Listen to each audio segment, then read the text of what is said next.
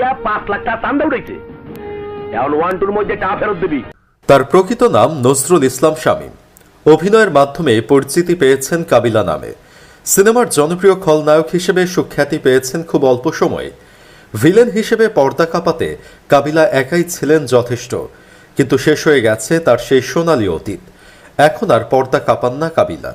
জাতীয় চলচ্চিত্র পুরস্কার প্রাপ্ত অভিনেতা কাবিলা এখন পুরোপুরিভাবেই অভিনয়ের বাইরে। দীর্ঘদিন ধরেই নেই কোনো খোঁজ খবর। কোথায় কেমন আছেন, কিভাবে কাটছে তার দিনকাল, কি হয়েছে তার গলায়, কেন কথা বলতে পারেন না, এসব কিছুই আপনারা জানতে পারবেন।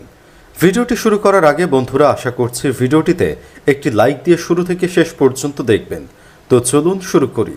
কাবিলা একসময় ছিলেন ফুটবলার। বিভিন্ন ক্লাবের হয়ে 80-র দশকে প্রথম বিভাগে ফুটবল খেলেছেন। তিনি ছিলেন ডিফেন্ডার। বল নিয়ে তার সামনে এলে অনেক ফুটবলারই ঘাবড়ে যেতেন। ফুটবল ছেড়ে হঠাৎ করেই চলচ্চিত্রে পা রাখেন। শামীম থেকে তার নাম হয়ে যায় কাবিলা। 1988 সালে যন্ত্রণা চলচ্চিত্রের মাধ্যমে তিনি তার অভিনয় জীবন শুরু করেন।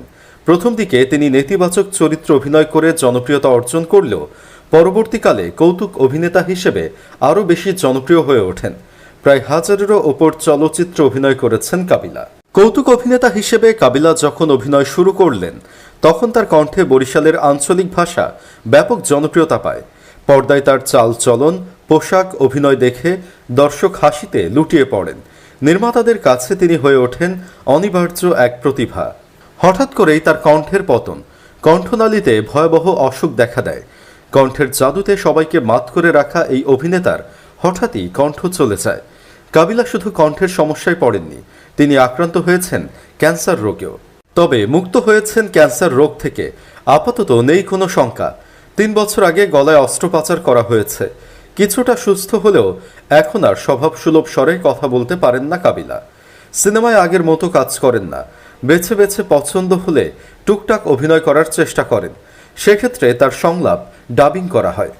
এই মুহূর্তে সময় কাটছে তার গ্রামের বাড়ি বরিশালে। এক সাক্ষাৎকারে কাবিলা বলেন, প্রায় 4 বছর হয়েছে আমি বরিশালে এসেছি। আগে ঢাকাতেই ছিলাম। এখানে এসেছি, একটু ভালো লাগছে। প্রাণ ভরে খোলা হাওয়ায় হাঁটাচলা করা যাচ্ছে, ব্যায়াম করছি, নিজেকে ফিট রাখছি।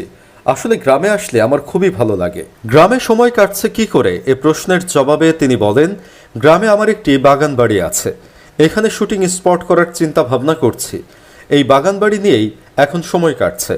তাছাড়া 2টো পুকুর আছে যেখানে মাছ চাষ হচ্ছে। এখানে কাবিলা ফুটবল একাডেমি নামে একটি স্পোর্টস ক্লাবও আছে। মাঝে মধ্যে সেখানে গিয়ে ছেলেদের বিভিন্ন টিপস দেই, আড্ডা দেই। এভাবেই সময় কেটে যায়। নিজের সিনেমার ব্যস্ততা প্রসঙ্গে মজার মানুষ কাবিলা বলেন, শেষ শুটিং করেছিলাম দেবাশিস বিশ্বাস পরিচালিত শ্বশুর বাড়ি জিন্দাবাদ 2 ছবির জন্য। এরপর কিছু নতুন সিনেমার ব্যাপারে কথা হলেও এখন সব বন্ধ। অবস্থা পরিবর্তন হলে কিছু কাজ করব। এই গলা নিয়ে কাজ করতে কষ্ট হয়, তবুও করতে হবে, কারণ এটা তো পেশা। তবে যেটা মনে হচ্ছে, পুরোপুরি সুস্থ হতে সময় লাগবে। এত দীর্ঘ সময় বেকার হয়ে থাকা সমস্যার, কিন্তু এমন অবস্থায় আমার পক্ষে কাজ করা ঝুঁকির। তবুও যদি আমাকে কারো প্রয়োজন হয়, যাদের শিডিউল দেওয়া আছে, স্বাস্থ্যবিধি মেনে কাজ করার চেষ্টা করব। আমি চাইব না আমার জন্য কোনো প্রযোজক ও পরিচালকের ক্ষতি হোক। আপনার চোখে সেরা নায়ক নায়িকা এই মুহূর্তে কে? এমন প্রশ্নে হাসি দিয়ে কাবিলা বলেন, এই মুহূর্তে তো কোনো নায়ক নায়িকাই নেই। সিনেমাই তো চলে না, কাউকে সেরা বলার সুযোগ নেই। তিনি বলেন, তবে হ্যাঁ, আমি সাকিব খানের কথাই বলবো এখন। সে রাজত্ব করছে। তার সঙ্গে অনেক সিনেমাতেই কাজ করেছি। আমার মনে হয় সাকিব খান যেমন ভালো অভিনেতা, তেমনি একজন ভালো মানুষ। কাবিলা স্বপ্ন দেখেন সোনালী অতীত আবারও ফিরে আসবে সিনেমায়। হলে হলে ভিড় জমবে দর্শকদের। সিনেমা প্রেমীরা খুঁজে পাবে বড় পর্দার চিরচেনা সেই মুহূর্তগুলো। শেষ বেলায় কাবিলা খ্যাত এই অভিনেতা সবার কাছে দোয়া চেয়েছেন। সবাইকে নিরাপদ ও সাবধানে থাকার পরামর্শ দিয়েছেন কাবিলা। আমরাও দোয়া করি, যেখানেই থাকুক সুস্থ থাকুক প্রিয় অভিনেতা কাবিলা। ফিরে আসুক আবারও কণ্ঠের জাদুতে।